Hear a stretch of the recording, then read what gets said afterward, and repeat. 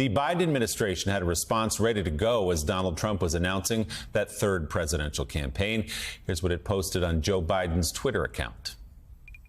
You also had people that were very fine people on both sides. Do you believe in punishment for abortion? Yes or no? There has to be some form of punishment. For the woman? Yeah, there has to be some form.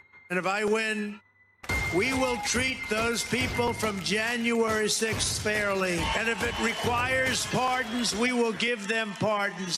The chairman of the Democratic National Committee, Jamie Harrison, also released a statement calling Donald Trump a failure as president. In a post on Twitter, Harrison wrote, quote, Trump's announcement is just the kickoff of what will be a messy Republican primary with candidates competing to be the most extreme MAGA Republican in the race. The DNC will be ready for all of them. End quote. And Jamie Harrison joins us now live.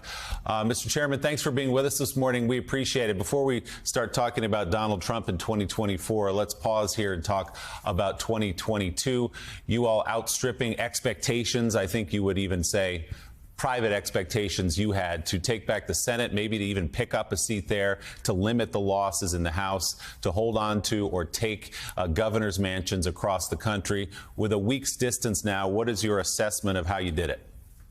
Well, listen, Willie, you know, in politics, Jim Clyburn is my mentor, and he taught me one thing. He said, listen, you can either be a workhorse or a show horse. Always be a workhorse. And that's what we've been doing at the DNC.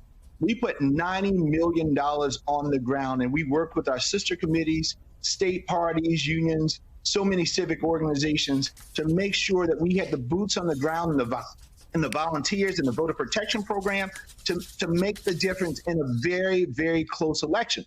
We always knew that the election was going to be close, and close elections are won on the ground. They're not won on TV.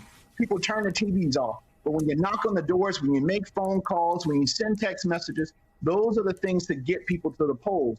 And I think that really was helpful, along with young people and communities of color who were just so energized and excited to support a president and a party who actually supports them.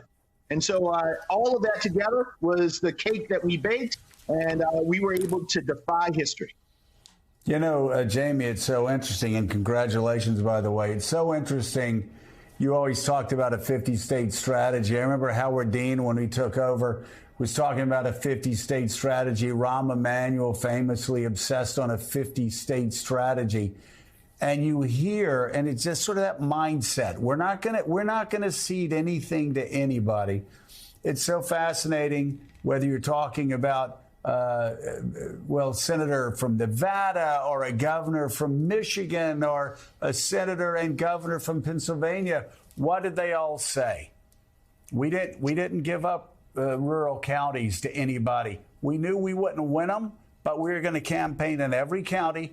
We were going to do what Barack Obama did in places like Iowa and bring down those numbers, those Republican numbers, enough to win the entire state. That strategy worked again, didn't it? It did work, Joe. And listen, and what we're going to do going into the 2024 race is to double down on that once again. We put the largest amount of money since Howard Dean into our state parties. And that's not just one state party, all of the state parties. And the goal is to continue to build the infrastructure so that we can win close races in these states. And in some states, just compete once again. You know, our party infrastructure, you and I have talked about this a number of times, really fell apart. But what we have done, thanks to Tom Perez, and now what we're doing at the DNC now, is rebuilding that infrastructure.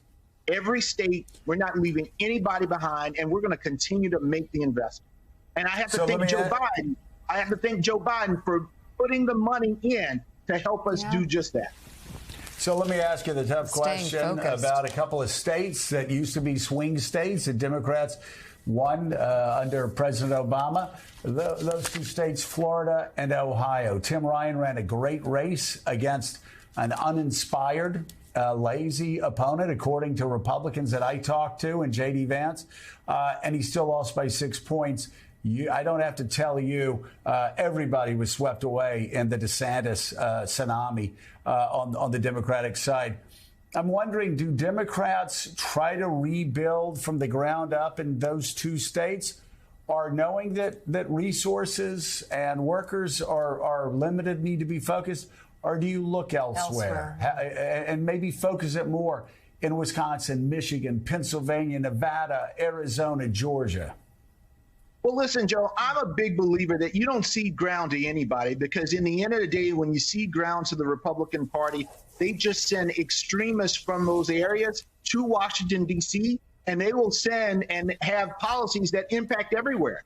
And so it's important to build an infrastructure or rebuild an infrastructure there.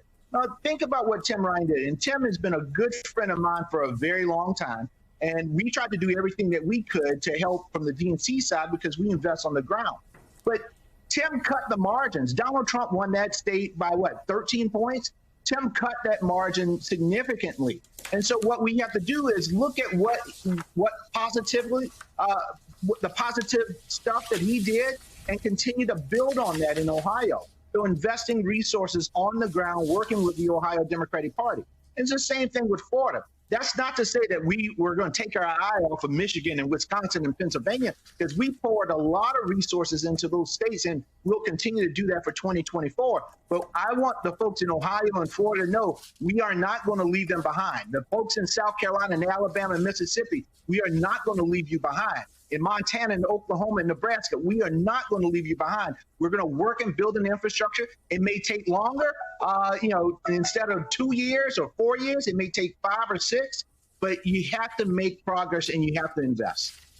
Well, and you know what's so fascinating is, I just want to say this about Tim Ryan, and I know that you'll agree with me here. Because Ryan ran such a competitive race in Ohio, it required Mitch McConnell to pour tens of millions of dollars there to try to save the seat. That's money that was diverted from other places. There are also 1 or 2 House members that were certainly helped by Tim Ryan's performance. If he had lost by 13, 14 points, those members of Congress like Marcy Kaptur likely would have been swept away too, right? That's exactly right. And you look at Sherrod Beasley as well.